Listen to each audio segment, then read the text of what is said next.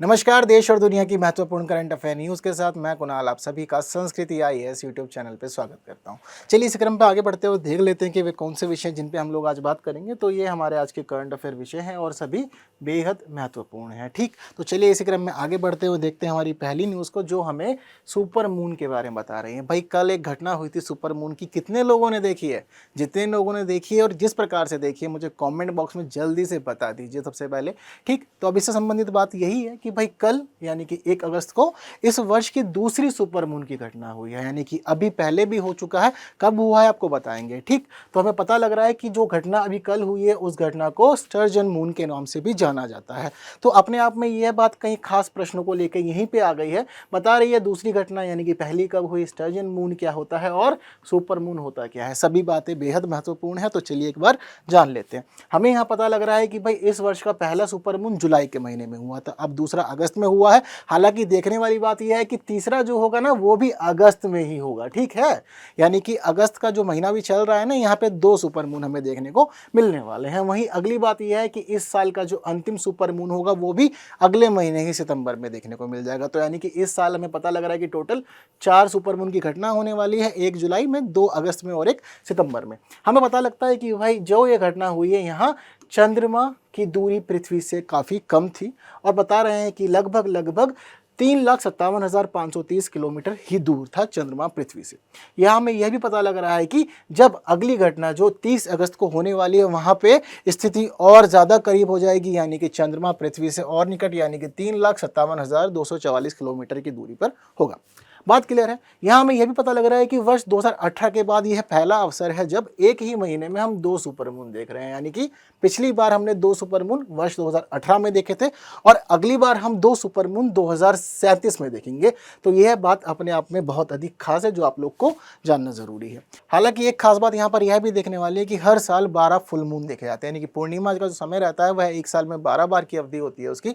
लेकिन इस साल थोड़ी सी घटना अलग है। बता रहे हैं कि जिस प्रकार से थोड़ा ये भौगोलिक गतिविधियां ऊपर नीचे हुई हैं उस वजह से वर्ष 2023 में 13 फुल मून की घटना देखी जाएगी, ना कि 12। तो यह भी एक इंटरेस्टिंग फैक्ट है जो आपको जानना जरूरी है। हमें यहाँ पता लग रहा है कि अगस्त के महीने में 2 सुपर मून होंगे, जब जब होंगे मैंने यह बात भी आप लोग को अच्छे से क्लियर कर दिया है। हालांकि एक खास बात यहाँ पर यह भी है कि हमें इसी महीने में एक ब्लू मून भी देखने को मिलेगा। तो यह साल कई इंटरेस्टिंग भौगोलिक घटनाओं को लेकर चल रहा है। यहाँ पर 2 सुपर मून और साथ में ब्लू मून भी हमें देखने को मिल रहा है। तो सभी बातें आप लोग के लिए बहुत ज़रूरी है, तो ज़रूरी है कि आप लोग इनको नोट डाउन कर लें। और जिस प्रकार लोगों ने आपने देखा है कि कैसा हुआ था सुपर मून, मुझे बताना ज़रूरी है ये। इसी क्रम में जब हम आगे बढ़ते हैं तो हमें हमारे कुछ और प्रश्नों के जवाब मिल जाते हैं, जैसे कि सुपर मून दरअसल होता क्या है। सुपर मतलब कि खास, बड़ा, विशेष। तो वही स्थिति है यहाँ पर, जब चंद्रमा अपनी वास्तविक स्थिति से हमें थोड़ा सा बड़ा देखने को मिले तो उसको हम लोग सुपर मून कह देते हैं। बात क्लियर है। तो यही हमें पता लग रहा है कि जो सुपर मून शब्द है इसको सबसे पहले 1979 में पढ़ा गया था। ठीक, जाना समझा इसको यहीं से शुरू हुआ था। पता लगता है कि एक विशेष व्यक्ति था जिन्होंने जाना समझा और कहा कि मून पहले से थोड़ा बड़ा है। तो इसको हम लोग जर्नली टर्म जो होती है हम देखते हैं ना कहाँ बनती है, वेस्ट में बनती है। तो इसीलिए उन्होंने कहा कि मून जर्नल नहीं है, ये सुपर है। तो 1979 के बाद यह टर्म शुरू हो गई और हम लोग इसी वजह से इसको आज पढ़ भी रहे हैं। हमें यहाँ पर यह भी पता लग रहा है कि सुपर मून कैसी घटना है, चंद्रमा पृथ्वी के करीब आ जाएगा और जिस वजह से यह सामान्य पूर्णिमा की तुलना हमें बड़ा दिखेगा। पूर्णिमा की स्थिति सभी समझते हैं ना, क्या होता है फुल मून में, हमें चंद्रमा पूरा गोल दिखाई देता है। ठीक, लेकिन जो उसका वास्तविक आकार है जब वह हमें उस आकार से थोड़ा बड़ा दिखने लगे तो इसका अर्थ यह होता है कि वह स्थिति अब फुल मून की नहीं है, वह जो कंडीशन है अब सुपर मून हो गई है। बात क्लियर है।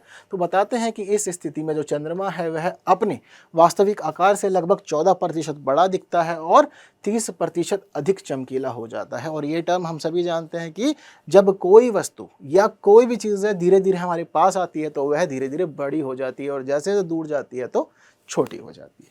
बात क्लियर है। तो इस न्यूज़ के स्टार्टिंग में ही एक खास नाम हमें देखने को मिला था, जो आया था वह यह था कि स्टर्जन मून। ठीक, जो अगस्त में फुल मून हुआ है या सुपर मून हुआ है उसको स्टर्जन मून के रूप में भी जाना जाता है। तो हमें पता लग रहा है कि अगस्त के महीने में जब कभी भी कोई भी पूर्णिमा की घटना होती है तो उस पूर्णिमा की घटना को स्टर्जन मून के रूप में जाना जाता है। तो दरअसल ये टर्म क्या है और यहाँ क्या खास बातें छुपी हैं, तो हमें पता लगता है कि यह जो टर्म है यह हिस्ट्री से जुड़ी हुई है, उत्तरी अमेरिका से। पता लगता है कि उत्तरी अमेरिका की जो लेक्स हैं वहाँ अगस्त के महीने में स्टर्जन मछलियाँ बहुत अधिक मात्रा में देखने को मिलती थी। तो इसी वजह से जो भी हम लोग के खास व्यक्ति थे, इतिहासकार थे, जिन्होंने इन घटनाओं को जाना समझा, तो उन्होंने स्टर्जन मछलियों को इस पूर्णिमा की घटना से जोड़ दिया। उनको लगता था कि पूर्णिमा हो रही है, इसी वजह से ये यहाँ पर आ रही हैं। तो इनको इंटरलिंक करने के बाद जो टर्म बनाई वह थी स्टर्जन मून। तो यहाँ जो फुल मून होता है उसको स्टर्जन मून कहते हैं, लेकिन अभी जो सुपर मून की घटना हुई है इसी वजह से इसको स्टर्जन फुल मून के रूप में जाना जा रहा है फिलहाल। ठीक है, हमें यहाँ पर यह भी पता लगता है कि जो स्टर्जन मछलियाँ होती हैं यह अपने आप में बहुत खास होती हैं। इनकी जो नर प्रजातियाँ होती हैं यह लगभग 55 वर्षों तक जीती हैं, लेकिन इसकी जो महिला प्रजाति होती है यह लगभग 150 वर्षों तक जीने में सक्षम होती है। तो एक बड़ा अंतराल समय का हमें यहाँ देखने को मिल रहा है दोनों ही प्रजातियों के बीच। दोनों एक ही मछलियाँ हैं, लेकिन मेल और फीमेल होने की वजह से इनके जीवन काल में एक बड़ा अंतर हमें देखने को मिल जा रहा है।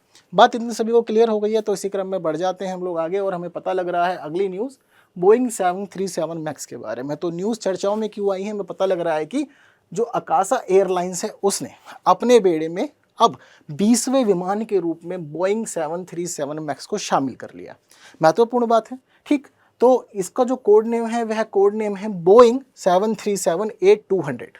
यह अपने आप में बहुत खास है। हालांकि यह न्यूज़ हमारे लिए इसलिए भी खास है कि आकाशा एयरलाइन ने शामिल तो किया है बोइंग को, लेकिन एशिया की यह एकमात्र ऐसी एयरलाइन है जिसने अपने बेड़े में इस हवाई जहाज़ को, इस प्लेन को शामिल किया है। अब तक पूरे एशिया में कोई भी एयरलाइन बोइंग को यूज़ ही नहीं कर रही है, जो यह इसका वर्जन है। तो इस वजह से भी यह न्यूज़ हमारे लिए खास हो गई है। तो हम लोग आगे बढ़ते हैं, हमें पता लग रहा है कि आकाशा इस विमान को शामिल करने वाली एशिया की पहली एयरलाइंस है। यह इसका 20वां विमान है। अब भारत में एक कंडीशन है, एक नियम है। भारत का यह नियम कहलाता है कि अगर कोई भी एयरलाइन कंपनी अपने विमानों की संख्या 20 कर लेती है, यानी कि अगर आपके पास कम से कम 20 विमान हैं तो ही आप इंटरनेशनल फ़्लाइट शुरू कर सकते हैं। अगर इनकी संख्या 20 से कम है तो आप इंटरनेशनल फ़्लाइट्स नहीं कराएंगे, यानी कि आप दूसरे देश लोगों को नहीं भेज सकते हैं। बात क्लियर है। तो इसी प्रकार अब 20वें विमान के रूप में इसने बोइंग को शामिल किया है अपने बेड़े में। तो ऐसी स्थिति में हमें पता लग रहा है कि अब यह अंतर्राष्ट्रीय सेवाओं का परिचालन करने के लिए भी तैयार हो गई है, एलिजिबल हो गई है। बात क्लियर है। तो यह महत्वपूर्ण नियम आप लोग को पता होना चाहिए। इसी क्रम में हमें कुछ बातें आकाशा एयरलाइंस की पता लग रही है। तो बहुत खास है और बहुत तेज़ी से ग्रो कर रही है यह कंपनी, क्योंकि जनरली इतना तेज़ ग्रो नहीं होता। हमें पता लगता है कि भाई इस कंपनी ने अपना पहला विमान 21 जून 2022 को प्राप्त किया था। तो पहला विमान इसको इस तारीख को मिला था। हालांकि इसने धीरे धीरे और विमान कलेक्ट किए ताकि सर्विस इसको रेगुलर बेस पे शुरू किया जाए। तो इस वजह से क्या हुआ कि इसको थोड़ा समय लगा अपनी सर्विस शुरू करने में और उसने 7 अगस्त तक का वेट किया और 7 अगस्त 2022 को इसने अपना वाणिज्यिक परिचालन शुरू कर दिया। बात क्लियर है। तो हमें पता लग रहा है कि अब अगस्त का महीना चल रहा है, लेकिन वर्ष 2023 है, तो एक साल के अंदर इसने बहुत अधिक ग्रो किया है और इसकी ग्रोथ की वजह से अब ये इंटरनेशनल जो भी फ्लाइट्स हैं वह भी शुरू करने वाली है। बात क्लियर है। तो एक साल में इसका मार्केट शेयर भी बहुत अधिक बढ़ गया और बता रहे हैं कि इसने स्पाइस जेट को पछाड़ दिया है और स्पाइस जेट को पछाड़ते हुए इसका जो मार्केट शेयर है भारत में वह अब 5% हो गया है। तो यह भी एक बड़ी बात है इस न्यूज़ में। ठीक है, तो हम लोग आगे बढ़ते हैं। तो हमें यहाँ पर यह भी पता लग रहा है कि बोइंग 737 मैक्स एक्चुअल में है क्या, क्योंकि न्यूज़ इसकी वजह से बनी है, आकाशा एयरलाइंस की वजह से बनी है। तो आकाशा को तो पढ़ लिया, लेकिन ज़रूरी है कि बोइंग 737 मैक्स को भी पढ़ लें हम लोग। तो पता लग रहा है कि यह बोइंग 737 की चौथी पीढ़ी यानी कि 4th जनरेशन डेवलप है, यानी कि कुछ नए फीचर इसमें धीरे धीरे डाले गए और ये अब चौथी जनरेशन में चल रहा है।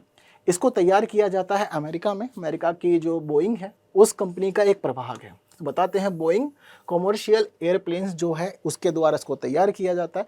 बता रहे हैं इसकी खास बात यह है कि इसकी रेंज अधिक है, यानी कि यह कम फ्यूल में आपको अधिक दूरी तक उड़ान देगी।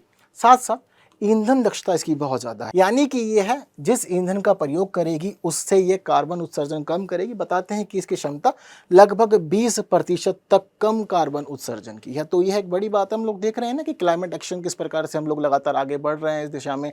भारत बहुत अधिक प्रतिबद्ध है। तो ऐसी स्थिति में इस प्लेन को एक्वायर करना और कम एमिशन में भूमिका निभाना यह भी हम लोग के लिए एक खास पहलू है यहाँ पर। ठीक है, तो कम ईंधन में दूर तक जाएगा और कार्बन का उत्सर्जन भी कम करेगा। बात क्लियर है। साथ साथ ये भी बताते हैं कि ये जो प्लेन है यह बहुत ही शांत है, यानी कि जब उड़ता है तो आवाज़ नहीं करता। और बताते हैं कि अन्य विमानों की तुलना यह लगभग 50% कम शोर करता है, जो इसका एक खास फीचर है। बात क्लियर है इतनी? तो आप लोग यहाँ मुझे बता सकते हैं कि वह कौन सा पहला प्लेन था जिसमें आप लोग सवार हुए थे? तो जल्दी कमेंट बॉक्स में मुझे ये बात भी बता दीजिए, ठीक। और मैं सब लोग के कमेंट देखता हूँ जितने भी लोग कमेंट करके जाते हैं, ठीक है ना। तो हम लोग आगे बढ़ते हैं हमारी अगली न्यूज़ की तरफ, जो हमें बता रही है बेली कार्गो कॉन्सेप्ट के बारे में। तो भाई एक इंपॉर्टेंट न्यूज़ चली आ रही है हमारे लिए, कहाँ से? कपूरथला से। तो बता रहे हैं कि भाई यहाँ जो रेल कोच फैक्ट्री है उसने एक नई अनाउंसमेंट की है, बताया है कि भारत में पहली बार बेली फ्रेट कॉन्सेप्ट के आधार पर अब हम लोग कोचेस तैयार कर रहे हैं, और बता रहे हैं कि भाई पहला डबल डेकर कोच जो है वो अगस्त के महीने में लोगों के सामने आ सकता है। तो एक महत्वपूर्ण उपलब्धि है ये भी भारत की। तो चलिए इससे संबंधित बातों को समझ लेते हैं। पहला प्रश्न जो है हम लोग के सामने बेली फ्रेट कॉन्सेप्ट का आ रहा है, तो दरअसल ये होता क्या, एक बार जान लेते हैं। तो देखिए ये पिक्चर आप लोग के सामने है। इस पिक्चर का जो कॉन्सेप्ट हम लोगों ने लिया है ना, यह लिया है हम लोगों ने एयरप्लेन से ही, ठीक है। अब एयरप्लेन से किस प्रकार लिया हम समझते हैं। जैसे कि हम लोगों ने देखा है कि एयरप्लेन्स को इस तरह से डिज़ाइन किया जाता है कि उसका जो निचला चेंबर होता है वहाँ पे सामान रखा जाता है, लेकिन जो उसका ऊपरी चेंबर होता है वहाँ पर लोग बैठते हैं। तो इस प्रकार उसको दो भागों में डिवाइड कर दिया जाता है। तो ठीक उसी प्रकार अब भारत में ऐसी बोगियाँ बनाई जा रही हैं जो दो भागों में डिवाइड होंगी। कैसे? अब इसके एक नीचे गेट होगा और एक बगल में गेट होगा उसके। तो यह जो ऊपर वाला गेट है यहाँ से लोग चढ़ेंगे और उनकी सीटिंग यहाँ रहेगी, वे लोग यहाँ बैठ के ट्रैवल करेंगे, साथ साथ वॉशरूम हुआ, पेंट्री वगैरह हुआ, वह सब भी यहीं होगा।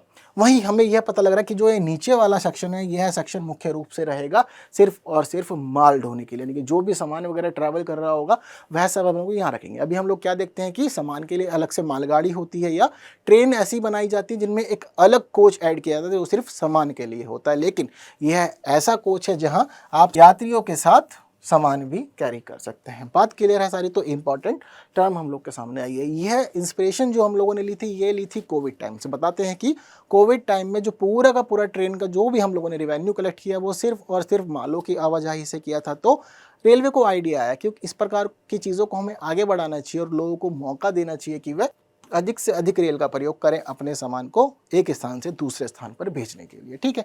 तो इससे संबंधित बातों में हमें पता लगता है कि अगस्त में लॉन्च किया जा सकता है। ऊपरी एग्जीक्यूटिव डेक जो होगा वहाँ पे पेंट्री और शौचालय के साथ लोग बैठेंगे। बता रहे हैं कि जो निचला सेक्शन होगा वहाँ पे 6 टन तक का कार्गो यानी कि सामान कैरी किया जा सकेगा एक कोच के अंदर। तो एक बड़ा जो हम मात्रा है यहाँ पे देख पा रहे हैं, ठीक। जो सीट से बता रहे हैं कि 46 सीट इसके अंदर लगाई जाएंगी एक कोच के अंदर, ठीक है। हालांकि इसकी लागत बहुत अधिक है, तो हमें पता लग रहा है कि एक कोच को बनाने में 2.70 करोड़ रुपए से लेकर के 3 करोड़ रुपए तक की लागत इसमें आ जाती है, ठीक। अभी जनरल जो कॉन्सेप्ट है वह यही है। हालांकि प्रयास है कि भाई जल्द से कम कॉस्ट में अच्छे से अच्छे कोचेस तैयार किए जाए।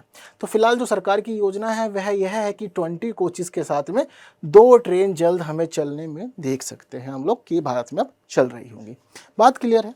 तो इंपॉर्टेंट बातें सारी की सारी। तो यहाँ पर हमें इससे संबंधित अन्य बातें पता लग रही हैं कि कोविड से इंस्पायर हुए और एयरप्लेन्स में इन्होंने देखा कि किस प्रकार से यूज हो रहा है, तो उसी चीज़ को इन्होंने अब ट्रेन में शामिल कर दिया, ठीक है। तो बेली कार्गो अवधारणा यही है जो बात मैं आपको सारी की सारी अभी क्लियर कर चुका हूँ, ठीक है। तो एग्जाम में आएगा, बहुत अच्छे से अटेम्प्ट कीजिएगा और बताइए कैसा लग रहा है आप लोग को यह आइडिया रेलवेज का और कितना अधिक मददगार होगा हमारे लिए, ठीक है। आगे बढ़ जाते हैं और देखते हैं हमारी अगली न्यूज़ के बारे में जो बता रही है संकट ग्रह धरोहर स्थलों के बारे में। तो भाई न्यूज़ आई है। हालांकि यह न्यूज़ क्यों आई है? क्योंकि यूनेस्को ने अभी कुछ नई अनुशंसाएं पेश की हैं, ठीक है। ये अनुशंसाएं जो है वो इसकी आगामी सत्र की बैठक के लिए है। तो उन्होंने 2 रिकमेंडेशन किया है। पहला रिकमेंडेशन यहाँ पर यह है कि भाई वेनिस जो शहर है इसको इस सूची में शामिल कर लेना चाहिए, क्योंकि पर्यटन और क्लाइमेट चेंज की वजह से यह बहुत अधिक संकट में है और हो सकता है कि जो इसकी धरोहर है, संस्कृति है, वह जल्द ही नष्ट हो जाए।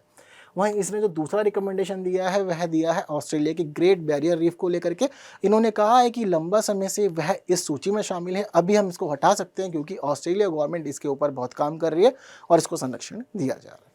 बात क्लियर है? तो ये 2 न्यूज़ आपके इस टॉपिक में शामिल है, दोनों ही आपको पता होनी चाहिए। तो हम लोग आगे बढ़ते हैं। हमें पता लग रहा है कि इसके अतिरिक्त यूनेस्को ने ऑस्ट्रेलिया की ग्रेट बैरियर रीफ को इसमें से निकालने के लिए भी सिफारिश की है।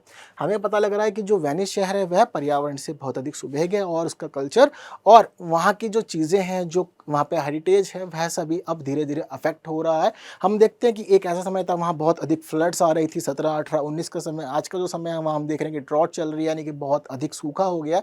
हालांकि ये खास बात है कि वेनिस हमेशा से ही पर्यटकों के लिए, केवल देशी ही नहीं विदेशी पर्यटकों के लिए खास आकर्षण का बिंदु रहा है।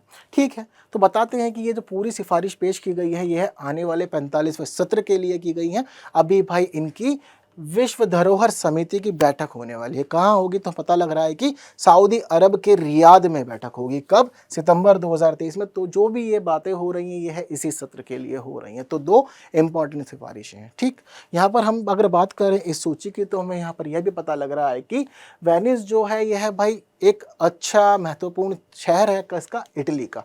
रोमांटिक शहर इसको कहा जाता है और इसकी खूबसूरती के चर्चे विदेशों में अक्सर होते रहते हैं। पता लग रहा है कि वेनिस जो शहर है यह पहले ही यूनेस्को ने अपनी एक और लिस्ट में शामिल किया हुआ है जिसको विश्व धरोहर सूची कहते हैं। तो वहाँ पे यह पहले से ही शामिल है, लेकिन अब इसको शामिल करने की बात इसलिए चल रही है क्योंकि इसका जो अस्तित्व है यह संकटग्रस्त स्थिति में है। ठीक है, हमें आगे बात पता चल रही है संकटग्रस्त विश्व धरोहर स्थलों की सूची की। तो पता लग रहा है कि यह जो कार्य कर रहा है यूनेस्को यह विश्व विरासत सम्मेलन के अनुच्छेद 11(4) के तहत कर रहा है। ठीक है, तो इसके तहत सारा का सारा कार्य यह हो रहा है। पता लग रहा है कि इस सूची में उन शहरों को शामिल किया जाता है जो जलवायु परिवर्तन या प्राकृतिक आपदाओं या फिर सशस्त्र संघर्षों या फिर युद्धों, प्रदूषण, अनियंत्रित शहरीकरण, अवैध शिकार और बेरोक टोक पर्यटन विकास के कारण क्षतिग्रस्त हो रहे होते हैं। उनका कल्चर क्षतिग्रस्त हो रखा होता है और जो इसी कारण से खतरे में आ जाते हैं, संकट में पड़ जाते हैं। तो उनको सिक्योर करने के लिए, उनकी सुरक्षा के लिए, उनके संरक्षण के प्रयासों को बढ़ाने के लिए यूनेस्को उन्हें इस लिस्ट में शामिल कर लेता है और उनकी सरकार को कहता है कि आप भी हमारे साथ जुड़िए और इसको संरक्षण दीजिए क्योंकि यह महत्वपूर्ण स्थल है। तो फिर सरकार और यूनेस्को दोनों मिलकर के उसके लिए जो भी संभव प्रयास हो सकते हैं वह सभी प्रयास ये लोग करते हैं। बात क्लियर है। यहाँ हमें यह भी पता लग रहा है कि इसका जो उद्देश्य है वह खतरों के बारे में जागरूकता बढ़ाना है और जो भी उपायों को अपना सकते हैं उन सभी उपायों को अपनाना है। हालांकि इंडिया का अभी वर्तमान में इसमें एक भी स्थल शामिल नहीं है, कोई भी नहीं है, तो भारत बचा हुआ है। यानी कि हम मान सकते हैं कि हमारा कोई भी ऐतिहासिक धरोहर स्थल फिलहाल संकट में नहीं। तो क्या बात पता लग रही है कि भाई पहले ऐसा था कि हम्पी के जो स्मारक हैं उनका पूरा का पूरा ग्रुप और मानस वन्यजीव अभ्यारण्य यह दोनों ही इस लिस्ट में शामिल हुआ करते थे, लेकिन एक समय देखा गया यूनेस्को के द्वारा कि भारत सरकार इनको लेकर बहुत अधिक अवेयर है और इनका संरक्षण के कार्य कर रही है, जिसके बाद उसने फैसला लिया कि ठीक है इनको अब हम बाहर निकाल सकते हैं और ये अभी अच्छी कंडीशन में है। ठीक है, तो ये फैक्ट भी आप लोग को पता होने चाहिए, काफ़ी इंपॉर्टेंट है ये। ठीक, तो इतना जानने के बाद हम लोग अब बढ़ जाते हैं हमारी अगली न्यूज़ की तरफ जो हमें बता रही है उद्योग रत्न पुरस्कार के बारे में। तो यह उद्योग रत्न पुरस्कार एक नई अवधारणा है, एक नया पुरस्कार है जिसको महाराष्ट्र सरकार ने शुरू किया और यह पुरस्कार जिस प्रकार से इसमें टर्म यूज़ की गई है उद्योग रत्न, तो यह पुरस्कार भारत के एक महत्वपूर्ण रत्न को दिया जा रहा है। वह कौन है? तो वह रतन टाटा है। इन्होंने फैसला किया है कि पहली बार हम ये पुरस्कार देंगे और पहली बार रतन टाटा जी को देंगे। तो महत्वपूर्ण बात है और सराहनीय प्रयास भी है। ठीक, तो कह रहे हैं कि यह अपनी तरह का पहला पुरस्कार है, यानी कि उद्योग के क्षेत्र में योगदान के लिए पहली बार किसी सरकार ने स्टेट गवर्नमेंट पे या सेंट्रल गवर्नमेंट के लेवल पे पहली बार ही ऐसा कार्य हुआ है। अब तक ऐसा कार्य नहीं हो रहा था भारत में, तो इसलिए ये हमारे लिए एक इम्पॉर्टेंट न्यूज़ बन गई है। हम लोग आगे बढ़ते हैं तो हमें पता लगता है कि भाई महाराष्ट्र सरकार ने औद्योगिक क्षेत्र में उत्कृष्ट योगदान देने वाले व्यक्तियों को सम्मानित करने के लिए इस पुरस्कार की शुरुआत की है। हालांकि बता रहे हैं कि इसमें उद्योग रत्न पुरस्कार के अलावा भी 3 और कैटेगरीज हैं। कौन कौन सी है? महिला उद्यमी पुरस्कार, तो जग जाहिर है कि यह महिलाओं को दिया जाएगा। मराठी उद्यमी पुरस्कार सिर्फ मराठी लोगों के लिए है और युवा उद्यमी पुरस्कार एक एज के नीचे के लोगों के लिए, यानी जनरली 20 साल 25 साल के जो नीचे के लोग होते हैं उन लोग को ही दिया जाएगा जिन्होंने अपनी युवा अवस्था में, टीन एज के आसपास, यंग एज में उन्होंने नई नई उपलब्धि हासिल की है और महाराष्ट्र में औद्योगिक क्षेत्र में योगदान दिए हैं। बात क्लियर है? तो यह बात आप लोग को सभी पता होनी चाहिए, इसीलिए महत्वपूर्ण न्यूज़ हम लोग आपके साथ डिस्कस कर रहे हैं। हमें यहाँ पर यह भी पता लग रहा है कि रतन टाटा जो है उनका जन्म 28 दिसंबर 1937 को हुआ था। थोड़ी सी बातें जान लेते हैं ना, क्योंकि न्यूज़ इन्हीं की वजह से बनी है। बताते हैं कि इनकी जो उद्देश्य था, जो चाहत थी, वह था एक वास्तुकार बनना। हालांकि यह एक आर्किटेक्ट बनना चाहते थे, लेकिन इनकी नियति ने, इनके जीवन ने इनको ऐसे मोड़ दिए कि जिसकी वजह से आर्किटेक्ट तो नहीं बन पाए, लेकिन भारत के इंडस्ट्रियल सेक्टर के आर्किटेक्ट तो ये ज़रूर बन गए। ठीक है, पता लगता है कि इन्होंने 1961 में जो टाटा ग्रुप है उसको ज्वाइन कर लिया था, उसके बाद ये इसके प्रेसिडेंट बने थे और 1991 तक ये इसके प्रेसिडेंट रहे, चेयरमैन रहे।